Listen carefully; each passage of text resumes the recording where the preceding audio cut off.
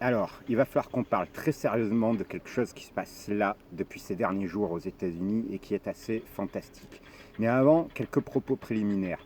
Il faut déjà que je t'avoue que j'ai douté sur mon voyage, j'ai énormément douté. Je l'ai préparé tellement longtemps en fait et tellement intensément, obsessionnellement qu'au bout d'un moment j'en avais marre quoi. Au bout d'un moment je me disais mais qu'est-ce que tu vas faire là-bas? Mais pourquoi tu vas pas dans un pays un peu plus exotique, un peu plus aventureux, un pays qui n'a pas été aussi souvent montré?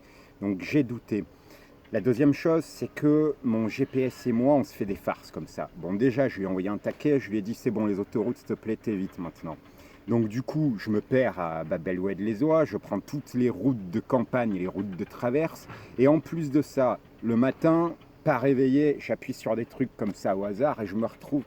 Mais qu'est-ce que je fais là en fait? Et puis je regarde mon plan, celui que j'avais préparé en fait, puis je suis ou 50 miles trop au nord ou 50 miles trop au sud. Bon, et puis ça, les moments aussi quand j'ai pas de réseau de 4G, le matin, ah bah non, tu peux pas rentrer ta route en fait. Donc tu prends un chemin au hasard et puis tu fais 20, 30, 40 miles avant de t'apercevoir. Ah ben non, c'est dans l'autre sens. Bon, voilà. Et la dernière chose, c'est que les États-Unis, on te promet le Grand Canyon, on te vend la New York, la grosse pomme, la ville qui dort jamais, on te vend San Francisco parce que c'est si joli, les maisons penchées, on te vend Los Angeles, et il faut que tu fasses ci, et il faut que tu fasses ça. Mais moi, je suis en train de découvrir, grâce à mes errements en fait et mes doutes, que l'aventure, elle est dans les interstices. Je fais les interstices aux États-Unis avec toutes les petites routes que je me prends. Et il se passe quelque chose de fabuleux, je vais y venir. Mais avant ça, une illustration. Une journée, simplement. Je pars de Chaco Canyon, en fait. Je pars de Chaco et c'est tout jaune. C'est tout jaune. J'ai des paysages de jaune, j'ai toutes les buttes, j'ai tous les rochers aux formes typiques de l'Ouest, j'ai les canyons, les dépressions, j'ai les couleurs, c'est une explosion de couleurs. Et là, je vois au loin, je ne sais pas ce que c'est. Je ne sais pas si c'est un monstre endormi depuis longtemps ou si c'est pas un vaisseau spatial qui s'est craché, échoué. Et tu sais, comme fait la Terre là, quand les vaisseaux se crachent, elle se soulève. Et je me demande si je ne suis pas dans un tableau de SF qui se serait figé. Puis je m'approche encore. Et puis là, je vois que c'est tout simplement une barre rocheuse qui n'est pas très épaisse, mais qui est très large et qui me fait donc penser à un monstre endormi. Ça continue de tourner, c'est des routes sur lesquelles je connais rien, je n'ai aucune représentation, je découvre tout et je me laisse surprendre à chaque virage en fait. Il y a personne, c'est des portions de 50 km ou 100 km, je l'ai fait en 1h30, en 2 heures et quelques, je vois passer 15 voitures, il n'y a rien. Et donc là, un peu plus tard dans cette journée, je passe des paysages jaunes à Red Rock West. Alors les trentenaires et les quarantenaires se souviendront peut-être de Red Rock West, le film avec Nicolas Cage. Comme son nom l'indique, Red Rock, c'est raide, c'est tout rouge. Donc là, c'est une effusion de rouge que je passe encore. Pour aller vers quoi? Pour aller vers le Buffalo Pass, qui est lui aussi à 3000 mètres d'altitude, donc ça monte comme ça, raide pendant 20 minutes. Et là, c'est les paysages de pins de part et d'autre, les paysages de montagne sur le bord de la route. Et j'arrive au Buffalo Pass, et d'un côté, je vois tout ce que j'ai traversé. Je dois voir facile à 50 km, y compris le monstre endormi, donc j'ai du jaune, j'ai des palettes de rouge ensuite, et c'est assez énorme, mais c'est pas aussi énorme que ce que je fais de l'autre côté. Et de l'autre côté, là c'est simple, tu vois les plans des riders, des surfeurs dans la neige, dans la poudreuse comme ça, là, les plans en vue GoPro, et puis tu as la neige autour d'eux, on dirait une avalanche. Ben moi sur ma moto c'était pareil, sauf que j'avais une explosion de rouge des deux côtés, bam, comme ça. Et j'étais sur une barre couleur martienne, et là j'étais en Arizona en fait. Et puis tout d'un coup, mon regard il se porte vers la droite, comme ça, au loin. Donc qu'est-ce que c'est que ça?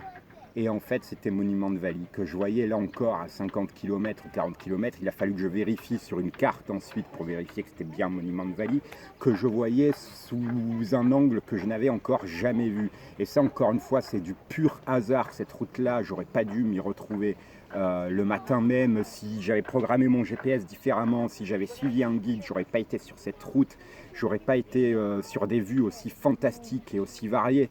Et là, boum, t'as les horizons qui... C'est simple en fait. Là où je veux en venir, c'est que je fais un mini syndrome Stendhal aux États-Unis. Il y a 2 semaines, je te parlais en Oklahoma de l'immensité du pays que je prenais en pleine poire. Et là, depuis quelques jours au Nouveau-Mexique, j'ai passé 11 jours au Nouveau-Mexique et crois-moi, c'est sous-estimer le Nouveau-Mexique. Il faut vraiment aller au Nouveau-Mexique, c'est une porte d'entrée dans l'Ouest. Magnifique parce qu'il y a tout.